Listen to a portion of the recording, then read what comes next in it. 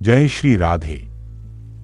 संस्कारों की भूमि भारत में जहां प्रेम को भगवान का स्वरूप माना गया है, वहां राधा और कृष्ण का नाम एक दूसरे के बिना अधूरा लगता है। पर क्या आप जानते हैं राधा जी का अंत कैसे हुआ? क्या उनकी मृत्यु हुई थी या वो श्री कृष्ण में विलीन हो गईं? यह प्रश्न आज भी करोड़ों भक्तों के मन में एक रहस्य की तरह बसा हुआ है। आज की इस दिव्य कथा में हम जानेंगे राधा जी के जीवन के अंतिम क्षणों की वो पावन गाथा जो भक्ति, प्रेम और त्याग का सबसे महान उदाहरण है। आइए इस आध्यात्मिक यात्रा की शुरुआत करें। लेकिन कथा आरंभ करने से पहले मैं आप सभी भक्तजनों से एक विनम्र निवेदन करना चाहता हूं। यदि आप राधा कृष्ण के सच्चे भक्त हैं और ऐसी ही दिव्य कथाएं सुनते रहना चाहते हैं, तो कृपया इस वीडियो को प्रेमपूर्वक लाइक करें और हमारे चैनल को सब्सक्राइब कर लें ताकि हर सप्ताह आप तक ऐसी ही पावन कथाएं पहुंचती रहें। भक्ति का प्रसार तभी होता है जब हम एक दूसरे से उसे बांटते हैं, तो आइए इस यज्ञ में आप भी सहभागी बने। राधा केवल एक नाम नहीं, एक चेतना है। वह भक्ति का सर्वोच्च स्वरूप है। उनका जन्म व्रज की भूमि बरसाना में हुआ।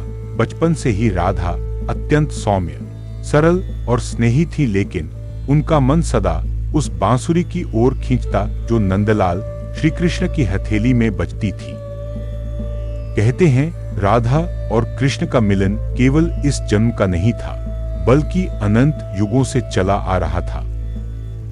वृंदावन की गलियों में राधा कृष्ण की रासलीलाएं आज भी जीवित प्रतीत होती हैं। रास केवल नृत्य नहीं, वह आत्मा का आत्मा से संवाद था। राधा कृष्ण की आत्मा थी और कृष्ण राधा के प्राण। परंतु समय के चक्र में सबको बंधना होता है।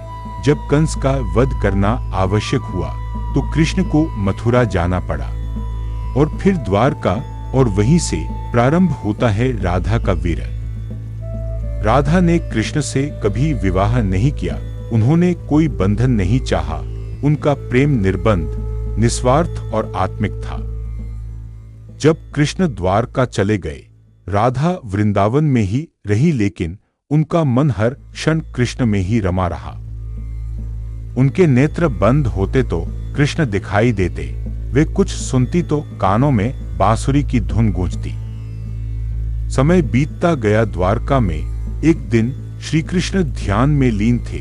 उन्हें आभास हुआ राधा का अंत निकट है। उन्होंने तुरंत एक दूत भेजा, राधा को बुलाया।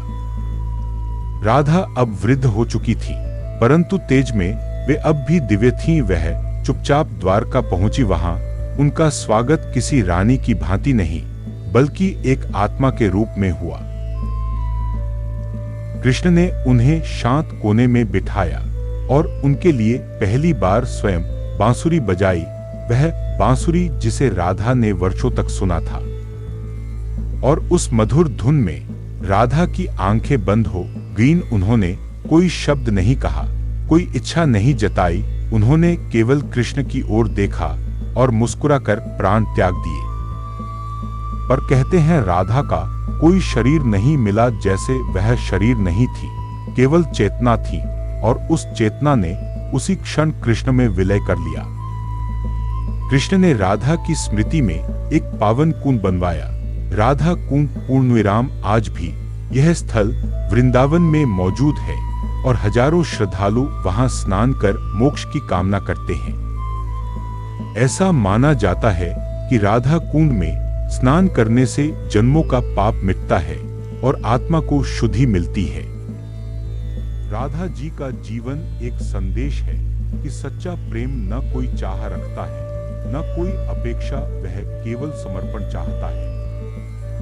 उनकी मृत्यु नहीं हो, श्री कृष्ण में विलीन हो गई। यही है सच्चा मिलन, सच्ची मुक्ति।